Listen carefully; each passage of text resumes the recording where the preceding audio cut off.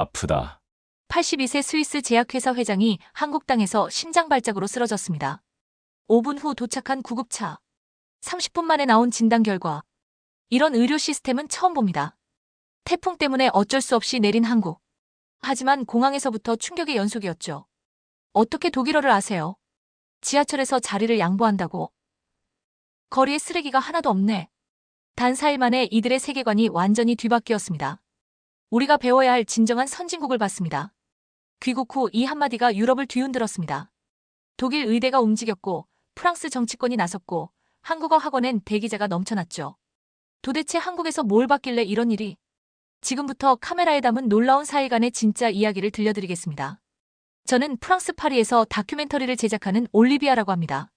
그날도 평소와 다름없이 새로운 이야기를 찾아 카메라를 들고 있었죠. 이번 프로젝트는 특별했습니다. 스위스 상류층 노인분들의 황혼 여행을 동행 취재하는 거였거든요. 함께 떠난 분들을 소개하면 스위스 최대 제약회사 회장인 하일리 씨가 계셨습니다. 82살의 나이에도 불구하고 여전히 정정하신 분이셨어요. 그리고 전 연방의회 의장을 지낸 마르타 씨, 추리 대학교 명예교수인 클라우스 씨까지 모두 스위스에서는 존경받는 인물들이었죠. 원래 목적지는 일본 오사카였습니다. 하일리 회장님이 직접 기획하신 골프 투어였거든요. 인생의 마지막 여행이 될지도 모르니 특별한 곳으로 가자고 하시더군요. 스위스에서 출발해 프랑크푸르트를 거쳐 오사카로 향하는 일정이었습니다. 그런데 운명은 참 예측할 수 없는 것 같아요. 비행기가 일본 상공에 도착했을 때 기장의 안내방송이 들려왔습니다. 승객 여러분께 안내드립니다. 태풍 15호로 인해 간사이 공항이 폐쇄되었습니다. 기내가 순식간에 술렁이기 시작했어요. 특히 저희처럼 고령의 승객들이 많았던 터라 불안감이 더욱 컸죠. 마르타 씨는 손을 떨며 이제 어떻게 되는 거냐고 물으셨고 클라우스 교수님은 이런 경험은 처음이라며 당황해하셨습니다.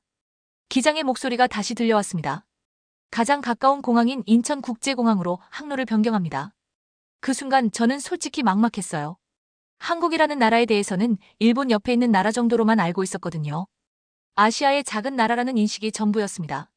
하일리 회장님은 침착하게 어쩔 수 없지 않나라고 말씀하셨지만 표정에는 걱정이 역력했어요. 우리 모두 똑같은 마음이었을 겁니다. 언어도 통하지 않는 낯선 땅에 갑작스럽게 내려야 한다니. 비행기 창밖으로 보이는 한국의 모습은 어떨까 궁금했습니다. 그저 무사히 착륙하기만 하면 된다고 생각했죠. 그때만 해도 이 예상치 못한 경유가 제 인생을 바꿀 만한 경험이 될 줄은 꿈에도 몰랐습니다. 인천공항으로 접근하면서 창밖을 내다봤어요. 깔끔하게 정리된 활주로와 현대적인 터미널 건물이 보였습니다. 생각보다 규모가 컸어요. 이 정도면 괜찮겠다는 안도감이 들었죠. 착륙하는 순간까지도 우리는 단순히 비상 상황을 넘기는 것 정도로만 생각했습니다. 하지만 이것은 시작에 불과했어요. 진짜 놀라움은 공항 문을 나서는 순간부터 시작될 테니까요. 비행기에서 내리자마자 저는 깜짝 놀랐습니다. 공항 직원들이 이미 저희를 기다리고 있었거든요. 태풍으로 인한 비상 착륙이었는데도 말이에요. 안녕하세요. 스위스에서 오신 승객분들이시죠? 유창한 독일어로 말하는 젊은 직원이 다가왔습니다. 하일리 회장님이 눈을 동그랗게 뜨시더군요. 어떻게 독일어를? 뿐만 아니었습니다. 마르타 씨를 위해서는 프랑스어가 가능한 직원이 따로 배정되었어요. 정말 놀랍다며 클라우스 교수님도 감탄하셨죠. 저 역시 카메라를 들고 이 모든 상황을 기록하기 시작했습니다. 가장 인상적이었던 건 휠체어가 필요하신 분들을 위한 배려였어요. 마르타 씨께서 다리가 불편하시다고 하니 즉시 휠체어를 가져다 드렸습니다. 그런데 그냥 휠체어가 아니었어요. 등받이 높이 조절이 가능하고 쿠션도 푹신한 고급형이었죠. 이쪽으로 모시겠습니다. 직원이 안내한 곳은 일반 승객들과는 다른 전용 통로였습니다. 엘리베이터도 따로 있고 대기실도 별도로 마련되어 있었어요.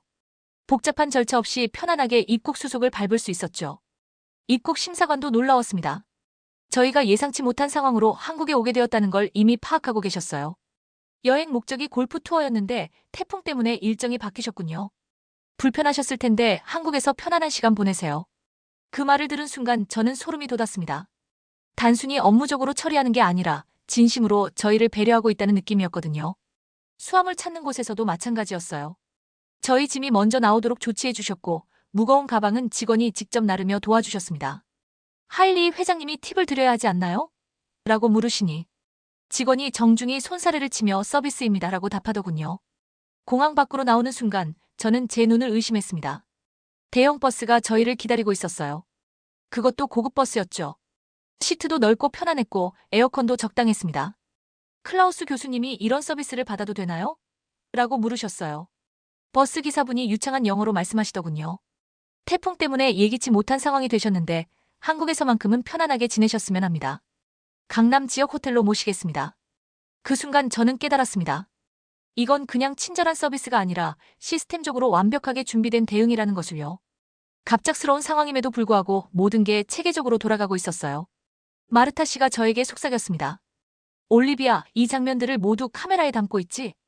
저는 고개를 끄덕이며 답했어요. 네, 이건 반드시 기록해야 할 장면들이에요. 버스가 움직이기 시작하면서 창밖으로 보이는 인천공항의 모습을 다시 한번 바라봤습니다. 이제 막 한국이라는 나라에 발을 디뎠을 뿐인데 벌써부터 예상과는 완전히 다른 경험을 하고 있었어요.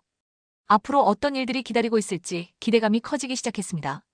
버스가 고속도로에 진입하면서 저는 창밖 풍경에 압도되었습니다. 끝없이 펼쳐진 아파트 단지들이 보였거든요. 그런데 이게 일반적으로 생각하는 빈민가나 낡은 건물들이 아니었어요. 저게 정말 아파트인가요? 하일리 회장님이 놀라며 물으셨습니다. 20층이 넘는 고층 건물들이 질서정연하게 배치되어 있었어요. 그리고 건물 사이사이마다 푸른 녹지 공간이 조화롭게 자리 잡고 있었죠. 클라우스 교수님이 감탄하시더군요. 도시계획이 정말 체계적이다. 저런 대규모 단지를 어떻게 이렇게 질서 있게 배치했을까? 스위스에서 도시개발을 연구하신 분답게 전문가적 시각으로 바라보고 계셨어요. 더 놀라운 건 교통 시스템이었습니다. 여러 차선의 도로가 입체적으로 연결되어 있었고 차량들이 규칙적으로 흘러가고 있었어요. 정체는 있었지만 무질서하지 않았죠. 운전자들도 끼어들기나 급작스러운 차선 변경 없이 질서를 지키고 있었습니다. 저기 봐요. 마르타 씨가 흥분하며 가리킨 곳에는 거대한 한강이 펼쳐져 있었어요. 강 양쪽으로는 자전거 도로와 공원이 조성되어 있었고 유람선들이 여유롭게 떠다니고 있었죠. 도시 한가운데 저런 강이 있다니. 버스 기사분이 설명해 주셨습니다. 한강은 서울 시민들의 쉼터 역할을 합니다. 주말이면 가족들이 나와서 피크닉을 즐기고 운동도 하고 그래요. 그 말을 들으니 더욱 신기했어요. 대도시 한복판에 이런 여유로운 공간이 있다니. 강남 지역에 들어서자 풍경이 또 달라졌습니다. 초고층 빌딩들이 하늘을 찌르듯이 솟아있었어요. 그런데 이 빌딩들도 무질서하게 지어진 게 아니라 전체적인 조화를 이루고 있었죠. 호텔에 도착했을 때 저는 깜짝 놀랐습니다. 입구에서부터 직원들이 저희를 맞이하고 있었거든요. 그것도 저희가 스위스에서 온 고령의 손님들이라는 걸 미리 파악하고 계셨어요. 어서 오십시오. 예상치 못한 여행이 되셨을 텐데 불편함 없이 지내실 수 있도록 최선을 다하겠습니다. 프런트 직원이 독일어로 인사했습니다. 하일리 회장님이 놀란 표정을 지으시더군요. 체크인 과정도 놀라웠어요. 저희 연령대와 건강 상태를 고려해서 낮은 층 객실을 배정해 주셨고 엘리베이터 근처로 안내해 주셨습니다. 마르타 씨를 위해서는 휠체어 접근이 용이한 특별실을 준비해 주셨어요. 더욱 놀라운 건 호텔 직원이 갑작스러운 체류 일정을 위한 제안을 하는 거였어요. 내일부터 사흘간 서울에 머무시게 될 것 같은데 문화 탐방 코스와 골프장 예약, 그리고 쇼핑 일정을 준비해 드릴까요? 클라우스 교수님이 감탄하며 말씀하셨습니다. 예상치 못한 상황인데도 이렇게 세심하게 배려해 주다니. 정말 고마운 일이군요. 저는 그 순간 깨달았어요.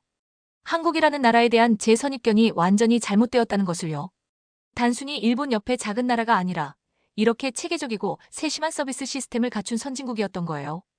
호텔 방에서 창밖을 내다보니 강남의 화려한 야경이 펼쳐져 있었습니다. 네온사인들이 질서 있게 반짝이고 거리는 깨끗하게 정리되어 있었어요. 저는 카메라를 들고 이 모든 장면을 기록하기 시작했습니다. 이건 분명 특별한 이야기가 될 거라는 확신이 들었거든요. 다음 날 아침, 저는 일행과 함께 강남 거리를 걸어보기로 했습니다. 직접 발로 걸어야 그 나라의 진짜 모습을 알 수 있다고 생각했거든요. 카메라를 메고 호텔을 나섰죠. 첫 번째로 눈에 띈 건 보도블록이었어요. 노란색 점자블록이 인도 곳곳에 깔려 있었습니다. 클라우스 교수님이 시각장애인을 위한 배려구나라고 말씀하시더군요. 그런데 여기서 끝이 아니었어요. 보도 곳곳에 경사로가 설치되어 있었습니다. 휠체어나 유모차가 다니기 편하도록 만든 거였죠. 마르타 씨가 우리 스위스에도 있지만 이렇게 촘촘하지는 않아라고 감탄하셨어요. 더 놀라운 건 벤치였습니다. 일정 간격마다 등받이가 있는 편안한 벤치가 놓여 있었어요. 하일리 회장님처럼 고령이신 분들이 잠깐 쉴 수 있도록 배려한 거였죠. 산책하다가 지치면 언제든 앉을 수 있겠네라고 만족해 하셨습니다. 지하철역에 들어가면서 또 다른 충격을 받았어요. 우선 역 내부가 정말 깨끗했습니다. 바닥에 휴지 하나 떨어져 있지 않았고 벽면도 낙서 하나 없이 깔끔했어요. 스위스 못지않게 청결했죠. 엘리베이터도 곳곳에 설치되어 있었습니다. 계단을 오르내리기 힘든 어르신들을 위한 배려였어요. 마르타 씨가 정말 편하다며 좋아하셨죠. 에스컬레이터 속도도 적당했고 안전장치도 잘 되어 있었습니다. 지하철 내부에서 가장 인상적이었던 건 손잡이였어요. 키가 큰 사람용, 보통 키용, 어린이용으로 다양한 높이에 설치되어 있었거든요. 클라우스 교수님이 이런 세심한 배려는 처음 바라며 놀라워하셨습니다. 그런데 진짜 감동은 시민들의 행동에서 나왔어요. 지하철이 들어오자 승객들이 자연스럽게 양쪽으로 줄을 섰습니다. 먼저 내리는 사람들을 기다린 후에 차례대로 탑승하더군요. 더욱 놀라운 장면이 이어졌습니다. 젊은 직장인이 하일리 회장님을 보더니 자연스럽게 자리에서 일어나는 거예요. 어르신, 여기 앉으세요라며 정중하게 양보했습니다. 억지로 하는 게 아니라 정말 자연스럽게 말이에요. 또 다른 젊은 여성도 마르타 씨에게 자리를 양보했어요. 할머니, 편하게 앉으세요라고 하면서 미소까지 지어 보였죠. 마르타 씨가 고맙다고 하자 당연한 거예요라며 손사래를 쳤습니다. 저는 이 모든 장면을 카메라에 담았어요. 이건 연출된 게 아니라 일상의 모습이었거든요. 클라우스 교수님이 저에게 속삭였습니다. 올리비아, 이런 모습이야말로 진짜 선진사회의 모습 아닌가. 지하철에서 내려 다시 거리를 걸으면서도 놀라운 광경들이 계속되었어요. 신호등에서 기다리는 동안 시각장애인이 지나가던 시민이 자연스럽게 다가가서 도와드릴까요? 라고 물어보더군요. 횡단보도를 건널 때도 마찬가지였어요. 초록불이 켜지면 모든 사람이 질서 있게 건넜고 급하게 뛰거나 밀치는 사람은 아무도 없었습니다. 하일리 회장님이 정말 질서의식이 뛰어나다고 감탄하셨어요. 카페에 들어가서도 놀랐습니다. 직원이 저희가 외국인이라는 걸 알아보더니 영어 메뉴판을 가져다 주었어요. 그리고 천천히 고르세요라며 배려해 주었죠. 그날 하루 종일 강남 거리를 돌아다니면서 저는 깨달았습니다. 한국이라는 나라는 단순히 경제적으로 발전한 게 아니라 사회 구성원들이 서로를 배려하는 마음이 일상 속에 자연스럽게 스며들어 있는 곳이라는 것이요. 이런 모습을 카메라에 담을 수 있어서 정말 다행이라고 생각했습니다. 둘째 날 오후 예상치 못한 일이 벌어졌습니다. 호텔 로비에서 내일 일정을 논의하고 있던 중이었어요. 갑자기 하일리 회장님이 가슴을 움켜쥐며 아프다고 하시더니 그 자리에 쓰러지신 거예요. 순간 모든 게 정지된 것 같았습니다. 마르타 씨가 하일리라고 외치며 달려갔고 클라우스 교수님은 당황해서 어찌할 바를 모르셨어요. 저는 본능적으로 카메라를 놓고 도움을 요청했습니다. 호텔 직원들의 반응이 정말 빨랐어요. 프런트 직원이 즉시 119에 신고했고 다른 직원은 하일리 회장님 옆에 무릎을 꿇고 응급처치를 시작했습니다. 의식은 있으시죠? 숨쉬기 편하게 넥타이를 풀어드릴게요. 불과 5분도 안 되어 구급차가 도착했어요. 사이렌 소리와 함께 나타난 구급대원들의 모습에 저는 깜짝 놀랐습니다. 첨단 장비를 갖춘 구급차였고 대원들의 움직임이 정말 전문적이었거든요. 환자분 나이가 어떻게 되시나요? 기존에 앓고 계신 질환이 있으신가요? 구급대원이 유창한 영어로 물어봤어요. 저희가 외국인이라는 걸 즉시 파악하고 영어로 소통해주는 거였죠. 이동식 심전도 기계로 즉시 검사를 했고 산소 마스크도 씌워주었습니다. 심근경색 의심됩니다. 즉시 병원으로 이송하겠습니다. 대원의 말을 듣고 저희 모두 얼굴이 하얗게 변했어요. 구급차 안에서도 놀라웠습니다. 이동 중에도 계속해서 모니터링이 가능했고 병원과 실시간으로 환자 상태를 공유하고 있었어요. 삼성서울병원 응급실에 외국인 환자 이송 중입니다라고 무전으로 연락하더군요. 병원에 도착하자마자 의료진들이 대기하고 있었습니다. 구급차에서 침대로 옮기는 과정도 정말 신속했어요. 심근경색 의심 환자, 82세 남성, 스위스 국적이라며 인수인계가 이루어졌죠. 응급실에서의 대응은 더욱 놀라웠습니다. 담당 의사가 영어로 저희에게 상황을 설명해 주었어요. 현재 심전도상 심근경색이 의심되는 소견이 보입니다. 정확한 진단을 위해 응급검사를 시행하겠습니다. CT 촬영과 혈액검사가 동시에 진행되었어요. 그런데 검사 결과가 나오는 속도가 정말 빨랐습니다. 30분도 안 되어 모든 결과가 나왔거든요. 다행히 큰 문제는 없습니다. 협심증 발작으로 보이며 적절한 치료를 받으시면 회복 가능합니다. 더욱 감동적이었던 건 병원의 외국인 환자 서비스였어요. 국제진료센터에서 전담 코디네이터가 나와서 모든 절차를 도와주었습니다. 보험 처리나 의료진과의 소통, 입원 절차 등 모든 것을 저희가 도와드리겠습니다. 인공지능을 활용한 진단 시스템도 인상적이었어요. 의사가 AI 판독 결과 99.2% 확률로 협심증으로 진단됩니다라고 설명해 주었죠. 정확하고 빠른 진단이 가능한 거였어요. 치료비 설명을 들을 때도 놀랐습니다. 스위스와 비교했을 때 정말 합리적인 수준이었거든요. 응급실 진료비, 검사비, 약값 포함해서 총 50만 원 정도 나올 것 같습니다라고 하더군요. 하일리 회장님이 안정을 찾으신 후 저에게 말씀하셨어요.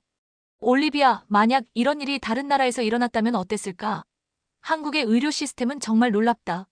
마르타 씨도 눈물을 글썽이며 말씀하셨습니다. 언어도 통하지 않는 외국에서 이런 일이 생겼는데 이렇게 완벽하게 치료받을 수 있다니. 정말 고마운 일이야. 그날 밤 병실에서 하일리 회장님을 지키면서 저는 깨달았어요. 진정한 선진국이란 경제력만이 아니라 위기 상황에서 얼마나 체계적이고 인간적으로 대응할 수 있느냐로 판단되는 것 같다고요. 한국의 의료진들이 보여준 전문성과 따뜻함은 평생 잊지 못할 경험이 될 것 같았습니다. 하일리 회장님이 안정을 찾으신 후 셋째 날, 저희는 본격적으로 서울 곳곳을 둘러보기로 했습니다. 병원에서 가벼운 활동은 괜찮다는 소견을 받았거든요. 저는 더욱 적극적으로 카메라를 들고 다녔어요. 가장 먼저 놀란 건 지하철 문화였습니다. 출근 시간대 2호선을 타봤는데 그 많은 사람들이 질서정연하게 줄을 서서 기다리고 있었어요. 클라우스 교수님이 파리나 런던 지하철과는 완전히 다르다고 감탄하셨죠. 더욱 놀라운 건 임산부 배려석이었습니다. 임산부가 타자마자 주변 승객들이 자연스럽게 자리를 비워주더군요. 억지로 하는 게 아니라 정말 당연하다는 듯이 말이에요. 마르타 씨가 이런 배려 문화는 어떻게 만들어진 걸까? 라고 궁금해하셨습니다. 장애인을 위한 배려도 인상적이었어요. 휠체어를 탄 분이 지하철에 타려고 하자 영무원이 즉시 나타나서 경사판을 설치해 주었습니다. 다른 승객들도 자연스럽게 공간을 만들어주고 기다려주었죠. 지상으로 나와서 걸어보니 거리가 정말 깨끗했어요. 쓰레기통이 많지 않은데도 바닥에 휴지 하나 떨어져 있지 않았습니다. 하일리 회장님이 시민의식이 정말 높다며 놀라워하셨어요. 흡연 문화도 놀라웠습니다. 금연구역이 확실히 지켜지고 있었고 흡연자들은 정해진 흡연구역에서만 담배를 피우고 있었어요. 스위스보다 더 철저하다고 클라우스 교수님이 말씀하시더군요. 카페에 들어갔을 때는 더욱 감동받았습니다. 직원이 저희가 외국인이라는 걸 알아보자 영어 메뉴판을 가져다 주었어요. 그리고 어느 나라에서 오셨나요? 라며 관심을 보여주었죠. 스위스라고 하니 알프스로 유명한 나라시군요. 라며 반가워했습니다. 주문할 때도 세심했어요. 마르타 씨가 다리가 불편하시다고 하니 직원이 직접 주문을 받으러 테이블로 와서 편하게 앉아 계시고 저희가 다 가져다 드릴게요라고 했습니다. 이런 자연스러운 배려에 마르타 씨가 정말 감동하셨어요. 오후에는 이태원에 가봤습니다. 다문화 거리라고 해서 어떨지 궁금했거든요. 정말 놀라웠어요. 다양한 국적의 사람들이 자연스럽게 어우러져 살고 있었습니다. 터키 음식점 앞을 지나가는데 터키인 사장이 유창한 한국어로 손님을 맞이하고 있었어요. 옆에는 나이지리아 출신으로 보이는 분이 한국 전통차를 파는 가게를 운영하고 있었죠. 정말 조화롭다고 클라우스 교수님이 감탄하셨습니다. 더욱 인상적이었던 건 한국 시민들의 반응이었어요. 외국인들을 신기하게 바라보거나 피하는 게 아니라 자연스럽게 받아들이고 있었습니다. 길을 묻는 외국인에게 친절하게 설명해주는 모습도 자주 봤어요. 이태원의 한 카페에서 저는 정말 감동적인 장면을 목격했습니다.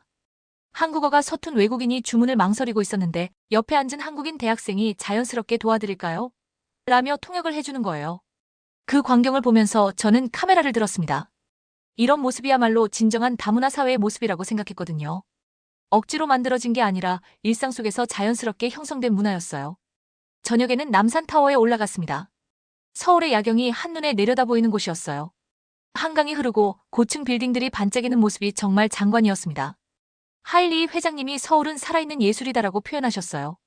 타워에서 내려다본 서울은 정말 아름다웠습니다. 질서 있게 배치된 건물들과 도로, 그리고 그 사이사이로 보이는 공원들. 이 모든 게 조화롭게 어우러진 모습에 저희 모두 감탄했어요. 그날 밤 호텔로 돌아가면서 저는 생각했습니다. 한국이라는 나라는 단순히 경제적 성장만 이룬 게 아니라 사람들 사이의 배려와 존중, 그리고 다양성을 포용하는 문화까지 만들어낸 정말 특별한 곳이라고요. 마지막 날, 저희는 한국이 자랑하는 현대적 시설들을 둘러보기로 했습니다. 첫 번째 목적지는 롯데월드 타워였어요. 세계에서 5번째로 높은 건물이라는 설명을 듣고 정말 궁금했거든요.